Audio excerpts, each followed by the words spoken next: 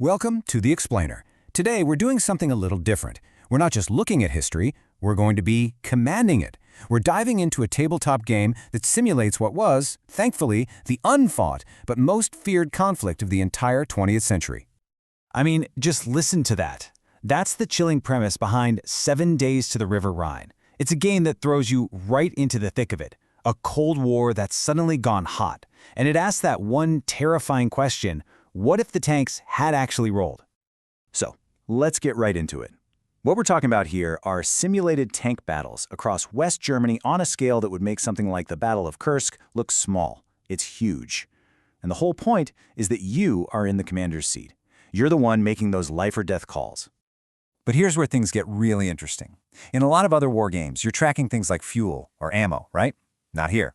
In this game, your most critical resource, the one thing you have the least of, is something way more abstract. It's your ability to command. It's your focus.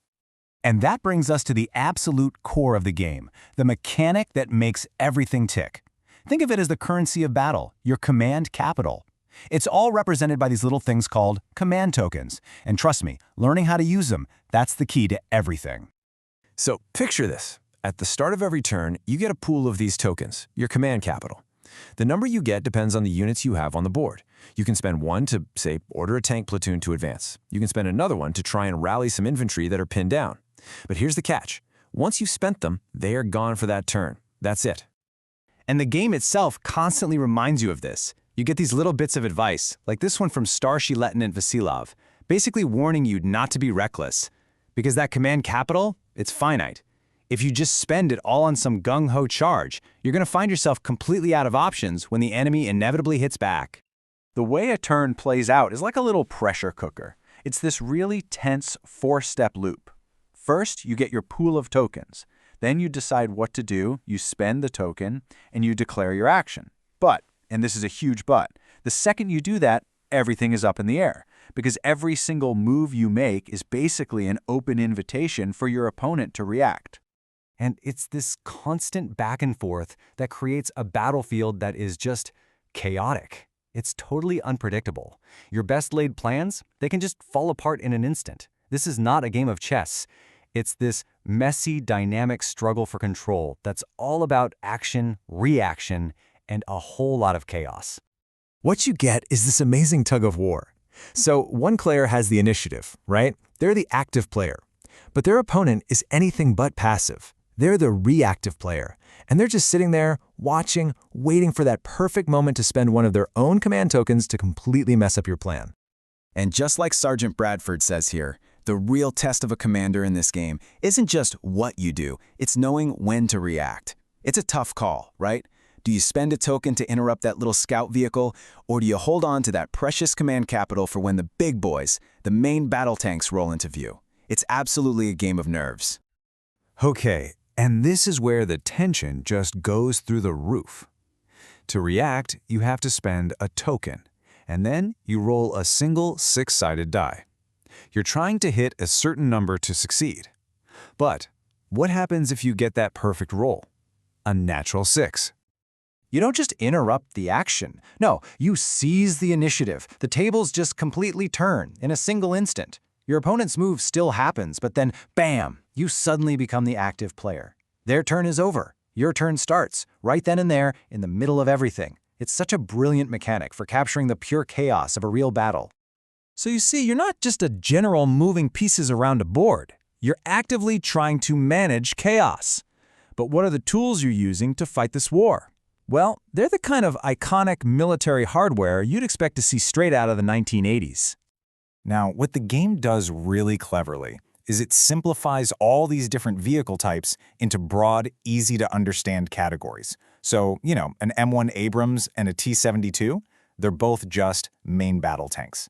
And this is a really important design choice. It means you can focus on the big picture, the grand strategy, and their tactical role, like being the spearhead of your attack, instead of getting bogged down in comparing charts of armor thickness and gun calibers. But of course, a battle is never just about the hardware on the field, right? Real war is full of unpredictable moments, lucky breaks, sudden orders, total curveballs. And the game has a way to simulate this, adding yet another layer of chaos, tactical advantage cards. At the beginning of the game, you actually get dealt a hand of these cards, and they can represent almost anything. You could call in an airstrike, you could have a sudden patriotic surge that lets your Soviet units make a "for the Rodina" charge. You could even have Spetsnaz infiltrators pop out of a building and ambush a tank. These things are total game changers. They can absolutely snatch victory right from the jaws of defeat. Okay, so you've got all this chaos, all these different moving parts, this constant fight for initiative. So how do you actually win? How does the battle end? Well, it's not quite as simple as you might think. See, you don't win just by wiping every single enemy unit off the board. You win by breaking their will to fight, by shattering their command structure and their morale. This really forces you to think like a real commander, because suddenly keeping your own forces alive is just as important as destroying the enemy. Every single army in the game has what's called a breakpoint. It's a threshold for how many losses it can handle before it just falls apart and has to withdraw. Your army's breakpoint gets calculated right at the start. As you lose units during the battle, you creep closer and closer to that limit. And if your main command vehicle gets taken out, that is a massive blow to morale, and it pushes you way closer to the edge. The second your total losses go past that breakpoint, that's it. Game over. Your force is broken. And these battles aren't just random slugfests either. They're not fought in a vacuum. You're fighting over specific mission objectives that actually tell a story. Maybe it's a chaotic meeting engagement where two forces just stumble into each other. Or a desperate last stand to hold a key town. Or maybe you're trying for a lightning-fast breakthrough deep into enemy territory. Each one of those scenarios is going to demand a totally different strategy, a whole different mindset. So really, the big takeaway is this. You're constantly walking a tightrope between aggression and self-preservation. You've got to push hard, you have to grab that objective. But if you push too hard and you take too many losses along the way, well, your own army might just break before you even get there. It is a true commander's dilemma. And that, ultimately, is the question this whole game leaves you with. It's a simulation of a conflict that, thank goodness, never actually happened. But it gives us this incredible, fascinating glimpse into the kinds of command decisions that could have completely reshaped our world. So, the commander's baton, it's in your hands now.